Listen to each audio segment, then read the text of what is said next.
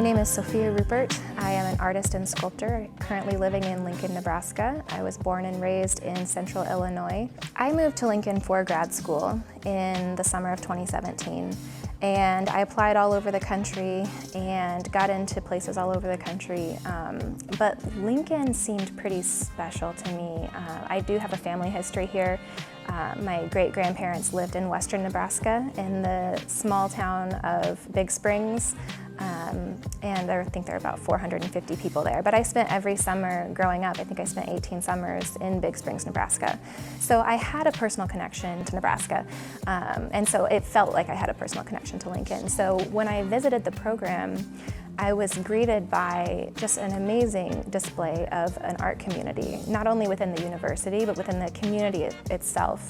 I saw and visited so many wonderful galleries. There are a lot of really great community art centers, and then just being greeted by sculpture on so many city corners and in plazas. It was really inspiring for me to see a place that I had such a personal connection with, seeing it thrive artistically, and so it was sort of a perfect combination of history and my current career. I've stayed here 4 years, so I'm in no hurry to leave. I really love Lincoln. It's been really supportive for me. I found an amazing community of artists, and we share a lot of the same goals and ambitions in our professional career.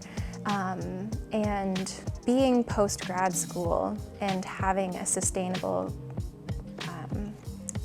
community to talk to and engage with and be in conversation about art with has been just a really amazing thing. Sculpture occupies space differently than I think 2D work typically does. And I've done drawing and painting before, but it always seems so distant from me. And sculpture is made out of 3D materials and objects and things that are like right next to us, or they command space in a different way than art. Being non-functional and having mass, having volume, it's really human in a way, and I liked that human connection. I select materials that have a human connection.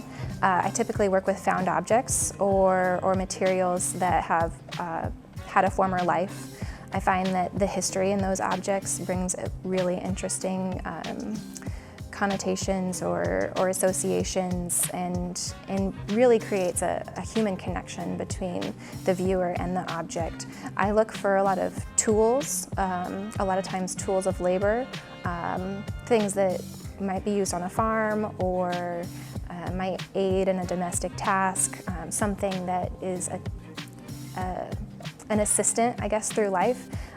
So a lot of those objects are steel or metal.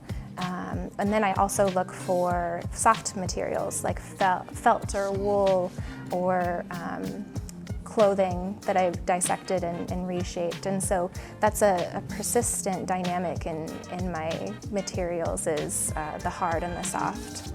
I try not to work on a binary, but I find that the fabric tends to be more feminine, and the tools and the steel tends to be bring more masculine associations.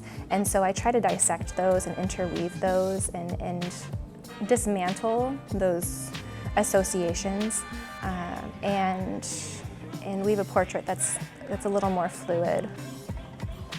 My grandma was a bit of a hoarder. She was a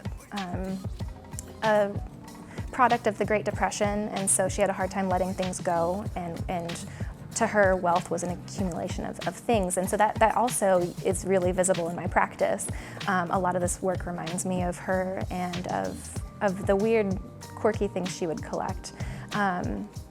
So those ideas of rural labor, of defined roles, objects that have been collected for no purpose other than to have them, that has stayed with me throughout my entire practice and continues. Even if the work isn't directly about that, it directly impacts my aesthetic and my material sensibilities.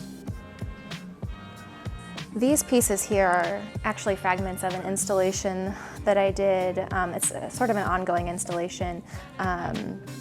And so these here, I call them my plastic prayer bags.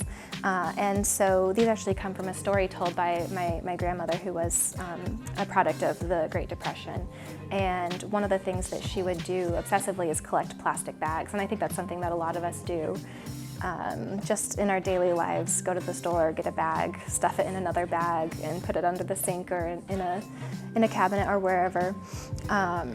But I started making these bags because of a story that she told me about chasing down a plastic bag in a field, and she had a little moment where she prayed that the bag would come back to her, and she claims that once she had said amen, that a gust of wind brought it back to her, hit her right in the chest, and so for her that sort of solidified her faith.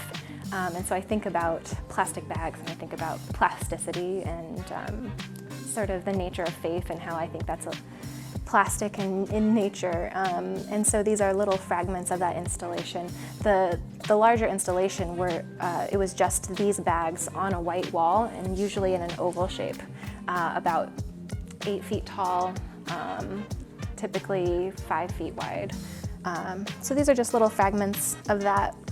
These little threads that come off remind me of her hair, because she had really long hair. It was down past her bottom, but she would always wear it in this really big cinnamon bun right on the back of her head. So these are sort of a monument or a nod to her.